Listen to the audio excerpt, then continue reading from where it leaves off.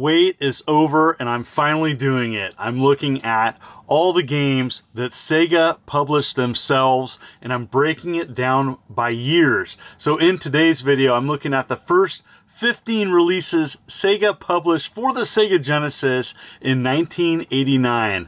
I'm ecstatic to finally get here to do these games. I grew up with Sega Genesis. I earned one with my own money and had one on the initial launch year. I'm so excited about sharing these games with you. And in today's video, I'm ranking these games. That's right. I'm going back and revisiting these games, playing them today and giving them a letter grade S through F on what do I think of the gameplay and the games if I was to play them today. What are my thoughts about them today? I'm really excited about doing this, so sit back, relax. Here we go. Essentially a pack-in game to show off what the Sega Genesis could do. I really do enjoy Altered Beast more than some. It is a short game, short levels, but it really showed the capabilities. Graphics and sound, amazing. And I did get this version of my Sega Genesis with the pack-in back in the day, and I still enjoy going back and playing this.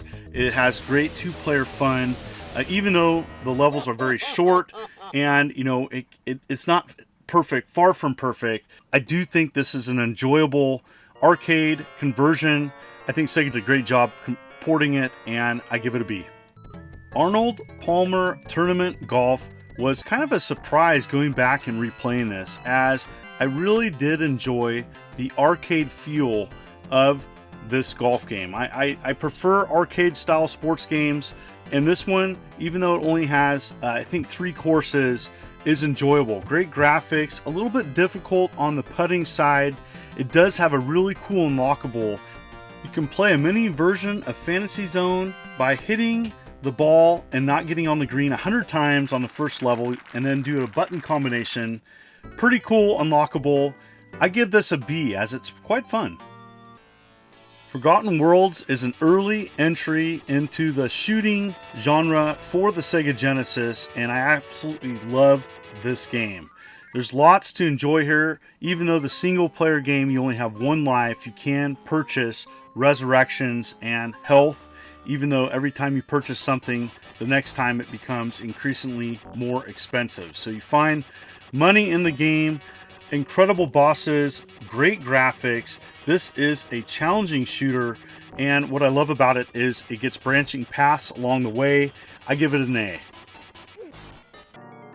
Ghouls N Ghosts for the Sega Genesis is a masterpiece and one of my favorite games on the library. Absolutely stunning gameplay and graphics, a challenge. You have to beat it twice to get the real ending, and oh my goodness, I absolutely love this game. I do try to beat it every year. It's one of my favorite games of all time.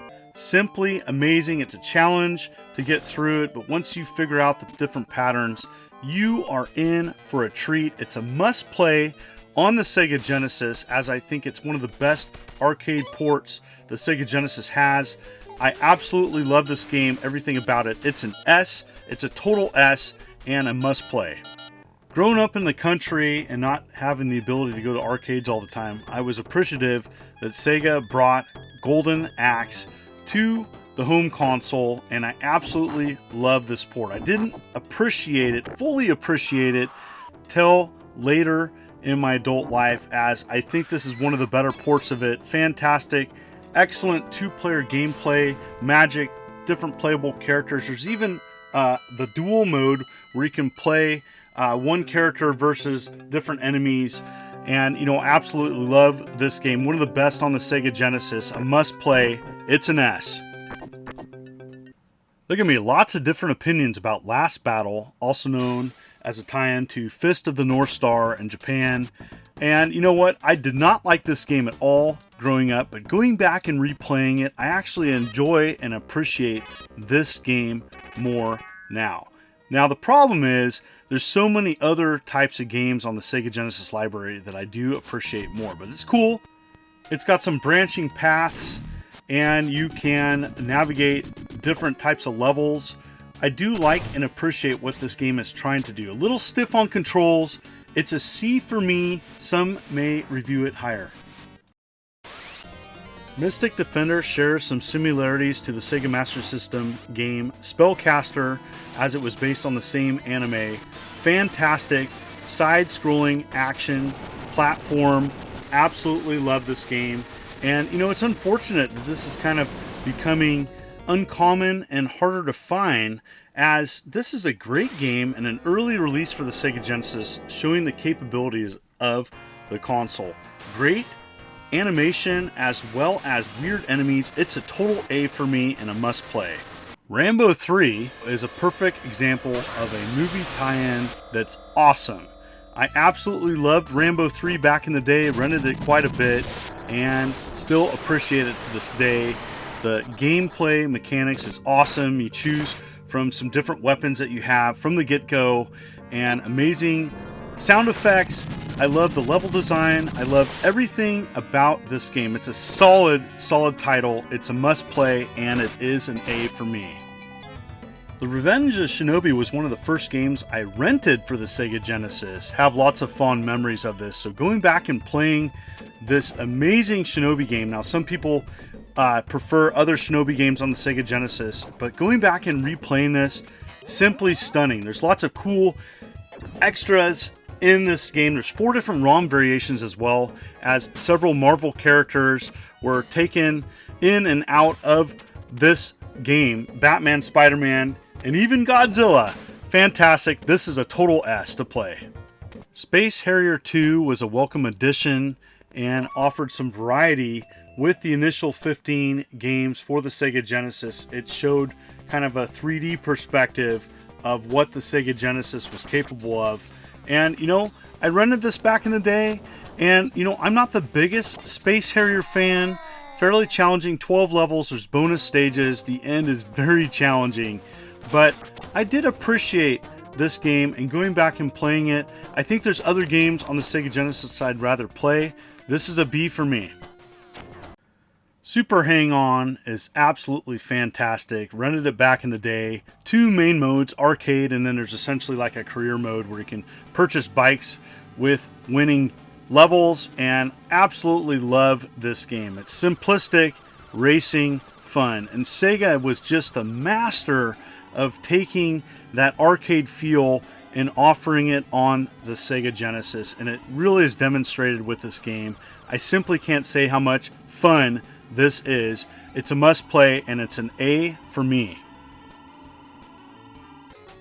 This next game is going to have divisive opinions all over the board, and Super Thunderblade for me just doesn't work. I don't know if it's just the slower movement. I don't like the control in this game. I think it's a little bit on the slow side. There's 4 main areas, there's boss fights. I just got bored with this game fairly quickly, and I don't know. I know there's other people that are going to love this game. For me, it's a D. It's below average. I'd rather play some other 3D games on the Genesis. This next game is a timeless classic, and I can't recommend Thunder Force 2 enough. And it starts out as a top-down. It's kind of confusing to know what to do. The instruction booklet doesn't help out too much, but you have to take out these 4 areas at the beginning of the first stage. But I love that top-down perspective. There is a configuration mode that's simple to unlock, and then it goes to a side scroller. Oh my goodness, power-ups, awesome voiceovers, amazing music, and I love this game. Simply stunning. It's an A. This forgotten sports gem, Tommy Lasorda's Baseball, is better than I thought it was. I don't know how much I played this back in the day, but going back, I really appreciate the arcade-style baseball game. Now, sure, there's fake teams and fake players, but you know what? For an arcade game style, this is a solid B. A game that I saw on clearance racks back in the day is World Championship Soccer, and there's a reason why. It's just not a great soccer game. There's many other games on the Sega Genesis that are much better. I didn't like the controls. It was a little sluggish. I just didn't find this game to be appealing, and especially after FIFA was released, you don't look back. So this is definitely a D for me, as I didn't enjoy it. Play other soccer games instead. Here is the final ranking. And what do you think? Do you agree or disagree? That's okay. I'm going to have strong opinions as I grew up with many of these games and going back and revisiting them. Some were better than I thought, others not so much. And so in the comments below, let me know what you thought of my ranking and give me your grades and give me your thoughts about these games, as I know many others grew up with these or have played these games. Some are timeless classics, and I can't wait to go back and play some of these. So, thank you so much for coming to my channel. If you like what you see, consider hitting that like and subscribe button and clicking the bell as I'm uploading videos every week. You folks are wonderful and beautiful. Let's keep it positive. This is the Immortal John Hancock, and you take care.